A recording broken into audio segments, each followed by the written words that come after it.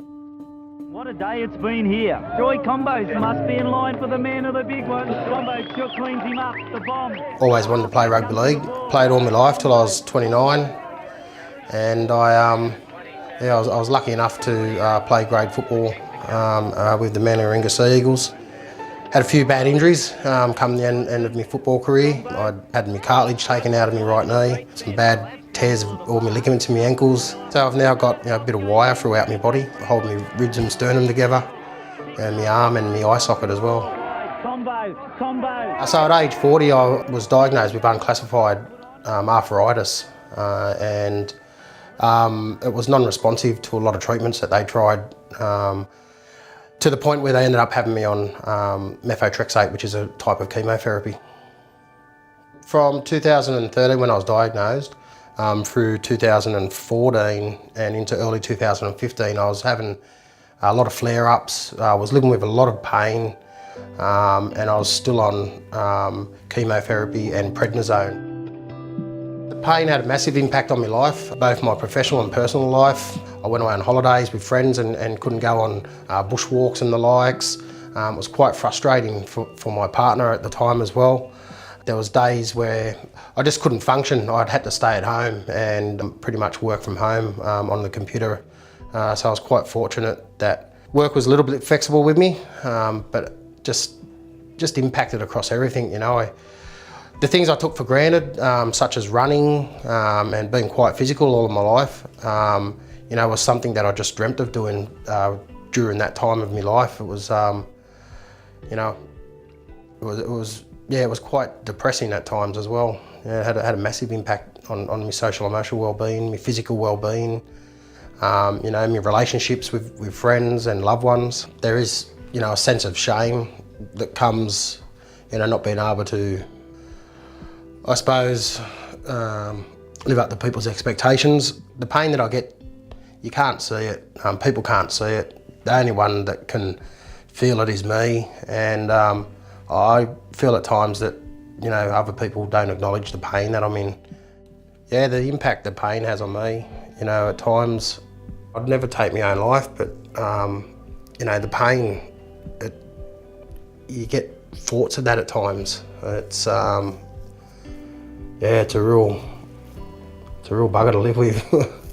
That it's depressing, you know, and you just want it to stop, you know. No one else can see it, except you just feel it every day and you just want it to stop, you know.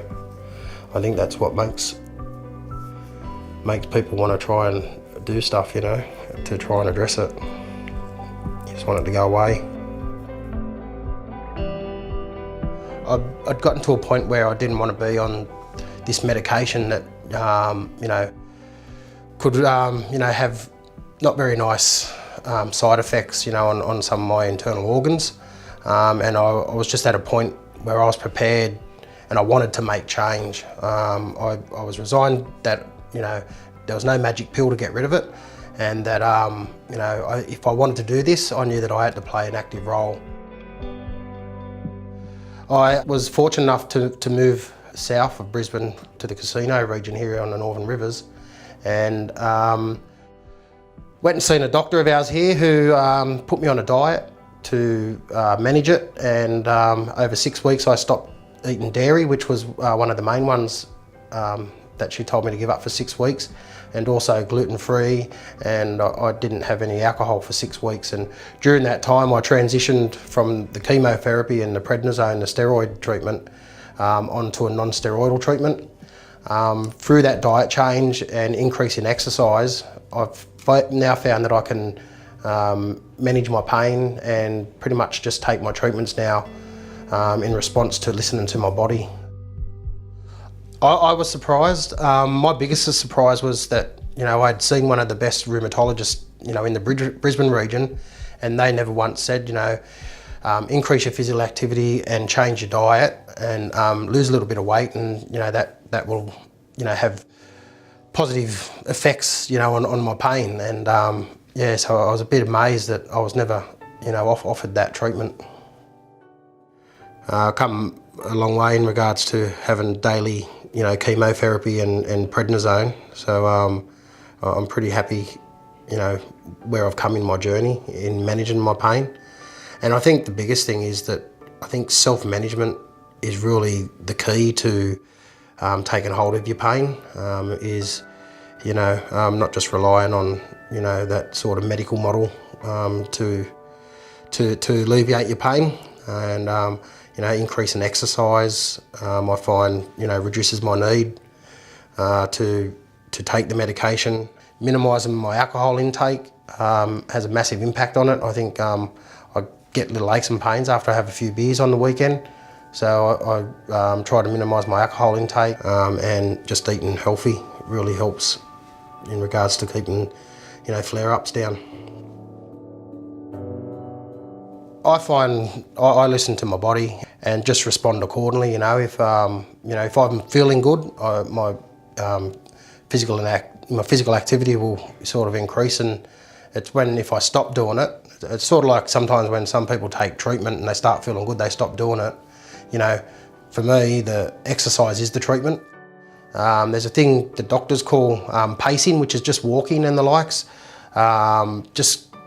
It's quite ironic because you feel this pain and you think that you can't do movement with it, but movement actually makes it feel better. So I find just staying physically active, even if it's just a half-hour walk a morning, that really helps. At work, you know, I take a bit of a leading role with a couple of my staff here in implementing the Knockout Challenge. We do exercise, and we also, you know, provide a good meal. So it's exercise and diet and healthy living. So it's good to, you know, encourage others and have others encourage me as well. Everyone's got their own different story, and you know, we all sort of learn off one another. I let them know, you know, that, you know, this is my story and this is my journey, and that it may not work for you, but this is what worked for me. But the one big thing that I try to stress, you know, with them is, you know, the exercise and the pacing, just to increase exercise. And I say to them, I know it sounds funny and I know that you're in pain, but, you know, if you can just, you know, do a half-hour walk a day, and, you know, you don't have to do it all at once, you can do it 3 10-minute walks a day. But, you know, the evidence shows that you increase your exercise, you know, for a short time of half-hour a day, that, you know, you'll reap the rewards from it. The advice I would give to people is obviously seek medical advice, but I suppose be prepared to play a major role yourself in taking control of your pain.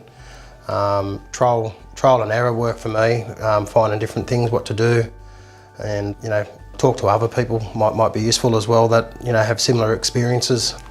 I've got a lot of hope, and I know that, you know, I can manage it, and, you know, I make plans for the future.